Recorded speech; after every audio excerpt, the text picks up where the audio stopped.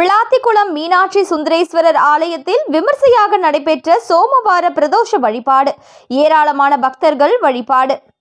தூத்துக்குடி மாவட்டம் விளாத்திக்குளத்தில் 400 ஆண்டுகள் பழமை வாய்ந்த மீனாட்சி சுந்தரேஸ்வரர் ஆலயம் ஒன்று அமைந்துள்ளது. மிகவும் சிறப்பு வாய்ந்த இந்த திருத்தலத்தில் நாள்தோறும் ஏராளமான பொதுமக்கள் தரிசனம் செய்து செல்வர்.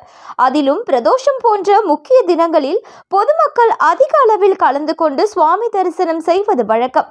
அந்த வகையில் இன்று ஆலயத்தில் வெகு விமர்சையாக நடைபெற்ற தை மாத சோமவார பிரதோஷத்தை முன்னிட்டு நந்தியம் பெருமானுக்கு பால், தயிர், இளநீர், சந்தனம், திருநீறு, மஞ்சள் உள்ளிட்ட பல வகையான பொருட்களால் சிறப்பு அபிஷேகம் செய்யப்பட்டு தாமரைப்பூ, அருகம்புல், எருக்கம்பூ, மஞ்சள், வில்வ இலை உள்ளிட்ட பல வகையான மாலைகளால் நன்கு அலங்கரிக்கப்பட்ட பின் சிறப்பு தீபாராதனை காட்டப்பட்டது. இதில் விளாத்திக்குளம் பகுதியை சேர்ந்த ஆயிரக்கணக்கான பொதுமக்கள் கலந்து கொண்டு சுவாமி தரிசனம் செய்து சென்றனர். மேலும் கோவிலுக்கு வந்த பக்தர்கள் அனைவருக்கும் பிரசாதங்கள் வழங்கப்பட்டன.